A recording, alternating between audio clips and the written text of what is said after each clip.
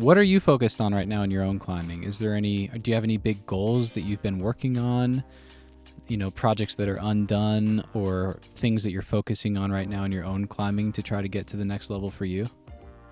Yeah, I feel ready for I guess everyone feels ready for this, but I feel ready for like a level up um physically, whether that is like climbing the next grade or doing something that I just thought was impossible for myself. I feel ready to go after that. And so I've been working in the gym. I've been working almost exclusively on my weaknesses. So I guess I always am, but like I've been doing kind of simulators of moves that I don't think or that I didn't think I could do before, and doing a lot of like open hip power boulders, and yeah, like really diving into like why my power isn't better, um, and yeah, was that your question? Sure. I'll just ask another one. So the simulators, that's interesting. Are you setting simulators or replicas for specific projects you want to do and working on those? Yeah, I haven't really done this before, but it's kind of fun to try. And it's like, even if it's not a perfect simulator, it's probably still making you stronger. I don't have a board at home or anything, so I'm kind of like at the mercy of like whatever is in the gym, and if they like choose to change the spray wall or whatever. And I have a good friend in the Bay Area who has a really, really nice spray wall. So at his house, like I can set a simulator that will stay there. But yeah, I'm not like fully sold on the like simulators for your project type of thing, but I think it's generally helpful for like if you can't do a move, it's probably a weakness of yours, so you should like set something that like accordingly works that weakness.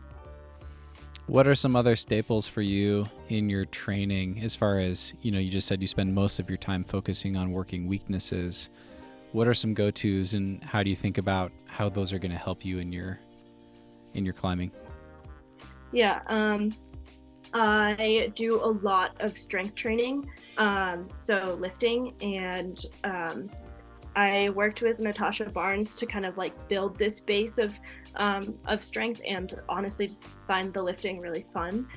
So I'll try to lift 2 to 3 times a week when I'm like in a training cycle, and then I'll do like 2 days of like power.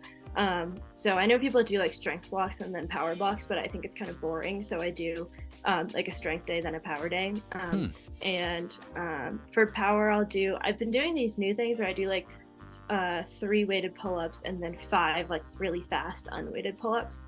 And it looks kind of silly, but I think it might be helping. And like I'll do some campus boarding and generally just work on like fast, powerful movements on the spray wall. How long have you been training that way? Um, Maybe like a year or two. Okay. Yeah, maybe like that. I've been more structured recently and like kind of like written down like training schedules and logs for myself. And that's probably been a change over the past year or two. But I've maybe always sort of like trained like this, but like been working on my power. But the lifting is like new as of maybe a year ago. And how have you noticed that in your climbing? Have you noticed certain lifts being really helpful in your climbing? Yeah, I think probably like deadlift and bench I think are most helpful. It's a little bit hard to say because it doesn't really like translate perfectly the way that like hangboarding does, but it's Hmm. like I feel like all my like stabilizers are stronger, and like my entire just like um core, like I guess like you'd call it like your posterior chain or something like that. I Mm-hmm. don't really know. I feel kind of insecure about not knowing anything about training, but like I feel like just yeah, my head to toe is just stronger, and I can Yeah. like I definitely like put on muscle too. So I think I feel myself using it more and just like being more activated, which is cool. That is cool. And I'm also curious about the balance because that's cool to hear, and it's becoming more normal, but it's probably still pretty rare in the big picture of things. Like taking an athlete like you who's so outdoor project focused, but then who's also training in the gym with weights. It just seems like in our current climbing culture, it's a lot of one or the other. people Mm-hmm. that train all the time or people that just climb outside.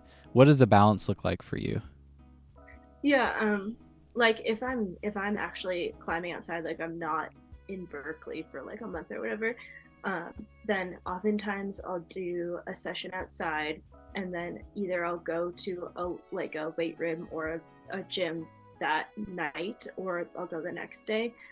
But I'm doing way less. Like I'll probably only do that like once or twice a week, versus in Berkeley I'll go like 2 to 3 times.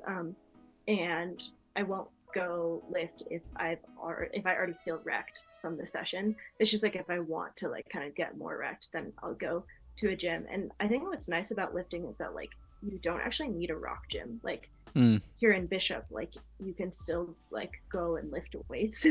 Like most like small mountain towns still have access to weights. But I mean, if there's like totally no access to the gym, like I'm not pressed. I'll just be climbing outside.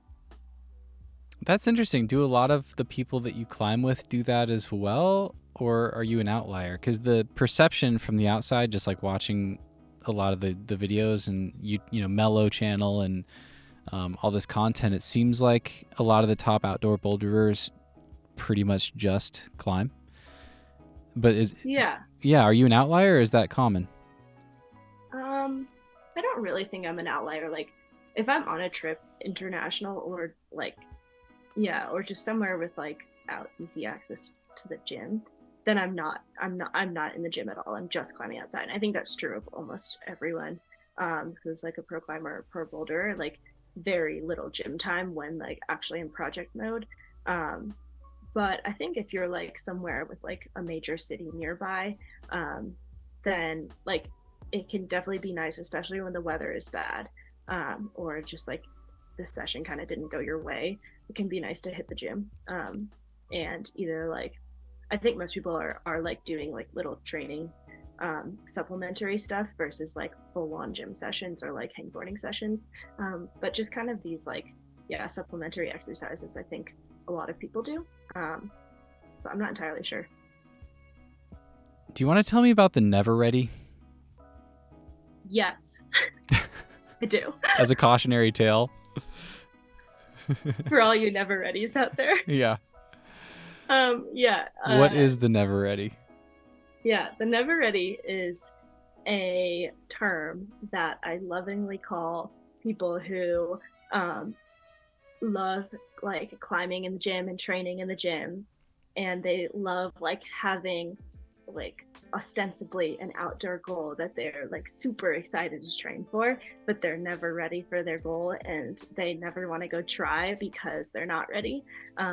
And to the never readies, I think that personally, I think that you are ready and you were born ready and you should just go try.